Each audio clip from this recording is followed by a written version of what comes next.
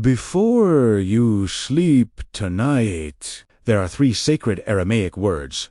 I want you to speak not as a magic formula, but as a 3-step spiritual movement from scarcity into abundance. The first teaches you what must be released before you can receive. The second restores the trust that fear steals from you. And the third turns your attention from what is missing toward what has already been blessed. These words are Shbaq, Haymanutha, and Burka, and each carries a different layer of the somatic world surrounding the teachings of Jesus. Tonight, you will discover why their order matters, why nighttime is such a powerful moment to practice their meaning, and how the teachings of Jesus in Matthew 6 connect provision with trust instead of anxiety. Stay until the final practice, because we will bring all 3 words together into one simple before-sleep ritual you can begin tonight. Most people go to sleep carrying an invisible inventory. What did not happen today? What still needs to be paid? What might go wrong tomorrow? What someone owes them? What opportunity has not arrived? And what they fear they may never have? The body lies down, but the mind continues calculating scarcity. That is precisely why the teaching of Jesus about abundance cannot be reduced to acquiring more. In Matthew chapter 6, within the Sermon on the Mount, Jesus speaks about daily provision, treasure, the eye, serving wealth, the birds of the air, the lilies of the field, and finally, the anxiety people carry about tomorrow. These teachings belong to the same spiritual landscape. The familiar English words are beautiful, but translation can compress a world of meaning. Greek preserved the gospel texts for us, and English carried them across generations. Yet when we return to the Semitic language world associated with Jesus, certain words invite us to hear familiar teachings differently, not because English is false, but because ancient words can contain shades of action that a single translation cannot always preserve. Tonight, we will enter that world through 3 words, Shbaq, Haymanutha. Do not try to understand them completely yet. Their sequence is more important than it first appears. Shbaq will lead us toward releasing and letting go. Haymanutha will lead us into faith, trust, and faithfulness. Burka will lead us toward blessing. Release, trust, bless. 3 movements that completely reverse the normal psychology of scarcity. Scarcity says, hold tighter because there may not be enough. Fear says, believe only what you can already see. Dissatisfaction says, ignore what is present and stare continuously at what is absent. But these 3 ancient ideas move in the opposite direction. Release what imprisons you. Trust beyond what fear can calculate. Recognize and bless what has already been placed in your hands. This is why our practice will happen before sleep, not because midnight contains a secret supernatural mechanism, but because the final moments of the day expose what we have been carrying. When the noise becomes quiet, our hidden concerns often become louder. And tonight, instead of carrying those concerns unconsciously into tomorrow, we are going to place 3 ancient words beside them. One by one, we will uncover their meanings. Then, near the end, we will bring Shbaq, Haymanutha, and Burka together and turn their meanings into a simple nightly practice of abundance. Chapter 2. And stay with me, because shortly we will move beyond the meanings of these words and prepare for a short prayer practice that will help turn this ancient teaching into something you can personally speak before God. But before abundance can be blessed, something has to be released. That is why the first word in our sequence is Shbaq. Behind Shbaq stands the somatic root associated with meanings such as leaving, letting go, releasing, remitting, and forgiving. Suddenly, a familiar teaching of Jesus begins to acquire movement. Think about the Lord's Prayer. We commonly hear the language of forgiveness, and rightly so. But in the Aramaic Syriac tradition, the language associated with this root gives us a vivid image, something being released that was previously held. Forgiveness is no longer merely an idea we agree with. It becomes an act of loosening our grip. Now bring that meaning into the question of abundance. What are you gripping every night because you are afraid there will not be enough tomorrow? Perhaps it is money. Perhaps it is an opportunity that did not arrive. Perhaps you repeatedly calculate everything that could disappear, comparing what you possess with what someone else seems to have. The paradox is powerful. The first movement toward abundance is not give me more. It is show me what I must stop carrying. This does not mean ignoring bills, abandoning responsibility, or pretending that financial difficulties are imaginary. Jesus never taught carelessness. The teaching in Matthew 6 addresses something much deeper, the domination of the inner life by tomorrow's uncertainty. There is a difference between preparing responsibly for tomorrow and emotionally living inside tomorrow before it arrives. That is where Shbaq becomes our first doorway. Before asking what can enter your life, ask what has occupied your inner space for too long. Resentment can occupy it. Comparison can occupy it. Fear of losing can occupy it. Even the memory of a season when you did not have enough can become an internal voice insisting that scarcity will always return. To practice the meaning of Shbaq is to refuse to let yesterday's lack become tomorrow's prophecy. And notice something important. We are not treating an Aramaic sound as a magical incantation. The power of the practice lies in entering the spiritual action the word represents. When you speak Shbaq, you are reminding yourself before God, I do not have to carry everything through the night. Tomorrow we will still act. We will still work, plan, decide, save, build, and respond wisely. But tonight we begin abundance, somewhere unexpected, with open hands, because hands clenched by fear cannot easily recognize what they already hold. And once Shbaq opens those hands, the second word will ask an even more difficult question. Can you trust before you can see? If today's revelation has stirred something in your heart, don't let your journey end here. Our Aramaic Wisdom Guide was created to help you rediscover the original wisdom behind the words of Jesus. True knowledge sets us free, and you'll find the link waiting for you in the comments. And the best is yet to come. In the next chapters, you'll discover what could change everything for you. Before we uncover the second word, speak this prayer slowly. God, tonight I come before you with open hands. Through Shbaq, teach me to release the fear of not having enough, the burdens I cannot control, and the memories of scarcity I have carried into tomorrow. Free my heart from anxious striving. Help me trust your provision without abandoning wisdom or responsibility. I release what I cannot change. I surrender what fear has magnified, and I receive the peace to rest in your care. Amen. God, tonight I come before you with open hands. Through Shbaq, teach me to release the fear of not having enough, the burdens I cannot control, and the memories of scarcity I have carried into tomorrow. Free my heart from anxious striving. Help me trust your provision without abandoning wisdom or responsibility. I release what I cannot change. I surrender what fear has magnified, and I receive the peace to rest in your care. Amen. Once the hands have opened through Shbaq, we arrive at the second movement, Haymanutha.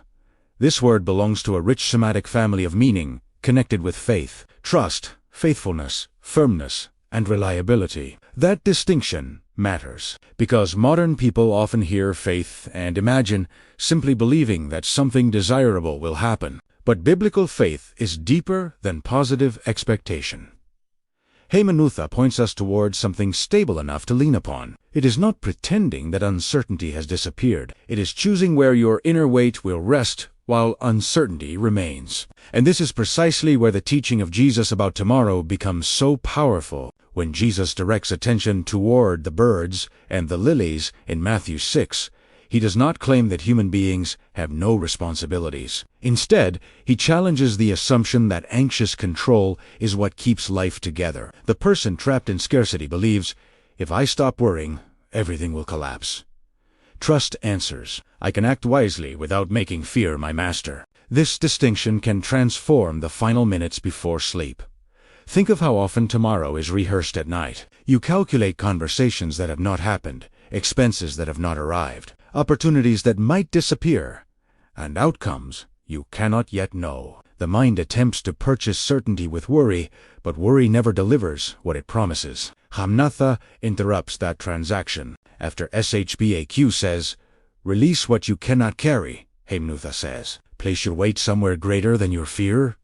This is why the order matters. Genuine trust becomes difficult while both hands are still gripping every possible outcome, and abundance begins to look different here. It is no longer merely the presence of more possessions. It becomes the freedom to recognize that your future does not have to be emotionally consumed before it arrives. You can make responsible decisions tomorrow without sacrificing tonight's peace. So when you eventually speak, Haymanutha, in our nighttime practice, do not use it to demand a particular outcome from God. Let it become a declaration of spiritual posture. I will work without worshiping control. I will prepare without surrendering to fear. I will move forward without allowing uncertainty to define me. Because once fear releases its claim on tomorrow, something remarkable becomes possible. You can finally recognize the blessing that was already present today. Chapter 4. And that brings us to the third sacred word. Burka.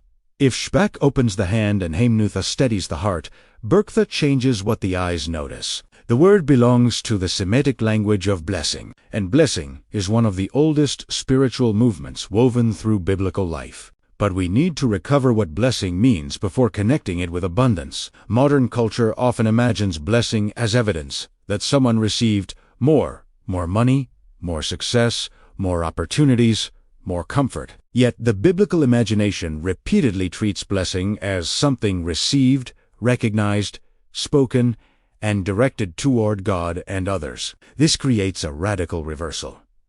Scarcity begins by counting what is missing. Burka begins by recognizing what has been given. Imagine ending every day by examining only what went wrong. The payment that has not arrived becomes larger than the food that was available. The opportunity you lost becomes larger than the ability you still possess. One person's rejection becomes larger than the people who remained beside you. Slowly, the mind becomes trained to detect absence. Burka trains the attention differently. This does not require pretending that hardship is blessing. It does not ask someone struggling financially to deny reality, nor does it turn gratitude into a bargain in which God must reward positive thinking. Instead, it refuses to allow what is absent to erase what is present. That distinction gives gratitude spiritual depth rather than turning it into wishful thinking. We can see this pattern repeatedly around Jesus.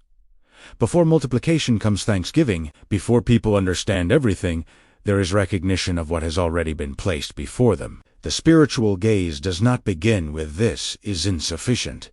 It begins by seeing what is actually there and placing it before God.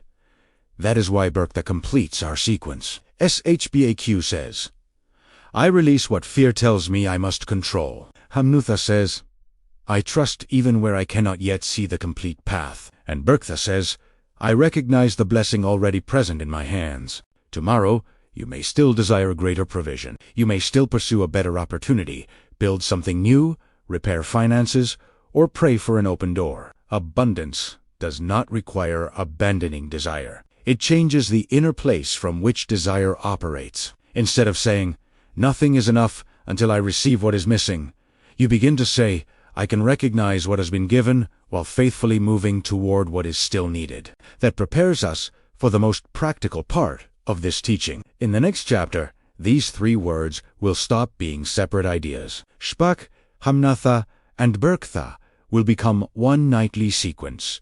Release, trust, bless, and you will learn exactly how to practice it before sleep without treating the words as magical formulas. Perhaps you're wondering why these original teachings remained hidden for so long. That's why we created the Aramaic Wisdom Guide, because true knowledge sets us free. The link is waiting for you in the comments. Now the three words become one practice. Until this moment, we have explored them separately because each corrects a different movement of scarcity. Shbaq confronts what you are gripping. Haymanutha confronts what you are fearing. Burka confronts what you have stopped noticing. Tonight, before sleep, we bring these three movements together. Begin when the day is genuinely finished. Put aside the phone for a moment and sit quietly somewhere comfortable. You do not need candles, music, or any special object. This practice is not about creating a mystical atmosphere. It is about becoming conscious of what you would otherwise carry unconsciously into the night. Take one slow breath and remember the greatest burden of your day. Perhaps it is financial uncertainty, an unanswered decision, an opportunity that did not appear, or simply the persistent feeling that you do not have enough. Do not fight the thought. Recognize it, and then quietly speak SHBAQ 3 times. With each repetition, connect the word with its meaning. Release. You are not releasing responsibility. You are releasing the demand to control tonight what can only be addressed tomorrow. Imagine opening your hands before God and allowing the unfinished day to remain unfinished. Then say Haymanutha 3 times. Now move from release into trust. Bring to mind one uncertainty about tomorrow, and refuse to predict its ending through fear. Remind yourself that trust does not mean knowing what will happen. Trust means deciding that uncertainty will not become your master. Finally, speak Burka 3 times, but this time attach the word to something real. Remember 3 provisions from the day you just lived. They may be simple: food, shelter, a conversation, strength to complete your work, someone who helped you, an unexpected solution, or simply another day in which you were able to continue. This is where the practice becomes transformative. You have moved from what you cannot control, through what you choose to trust, toward what you can already recognize. Release, trust, bless. Repeat this nightly for 7 days, not as superstition and not as a guarantee of financial gain, but as spiritual discipline. Observe what happens to the way you end your day. Scarcity trains the mind to sleep beside absence. This practice trains the heart to acknowledge provision without denying legitimate needs. And tomorrow morning, add 1 action. If you released anxiety about money, make 1 wise financial decision. If you trusted God with an opportunity, take 1 responsible step toward it. If you recognized a blessing, use part of that blessing well. The teaching becomes complete when spiritual posture produces practical movement, because abundance, in the world of Jesus, was never an excuse for passivity. Open hands must still work. A trusting heart must still walk. A blessed life must still become a blessing. There is one final truth that brings everything together. The greatest danger of scarcity is not simply having less, it is allowing the fear of less to determine how you see everything. When that happens, even provision can become invisible, because the mind is constantly searching for evidence that something is missing. This is why the order of these 3 words matters so much. SHBAQ comes first because something must be released. Haymanutha follows because empty hands need somewhere to place their trust. B. Errico H completes the movement because trust teaches the eyes to recognize blessing without waiting for perfect circumstances. Before you sleep tonight, remember that sequence. You do not need to force an emotion or manufacture certainty. Simply release what cannot be solved tonight. Trust God with what remains unseen, and recognize what was already placed in your hands today. That does not guarantee that tomorrow will contain everything you desire. The teaching of Jesus is deeper than such a promise. It means tomorrow does not have to receive you, already exhausted by today's fear. You can enter it with clearer judgment, quieter thoughts, and a heart no longer dominated by imagined scarcity. And perhaps this is the abundance we overlook most often. Enough inner freedom to see clearly, enough trust to continue, and enough gratitude to recognize that life has not been empty simply because 1 prayer remains unanswered. Just a quick reminder, the transformation guides for a fuller life are waiting for you, right there in the comments. Transformation protocol tonight. When everything becomes quiet, remember only 3 movements.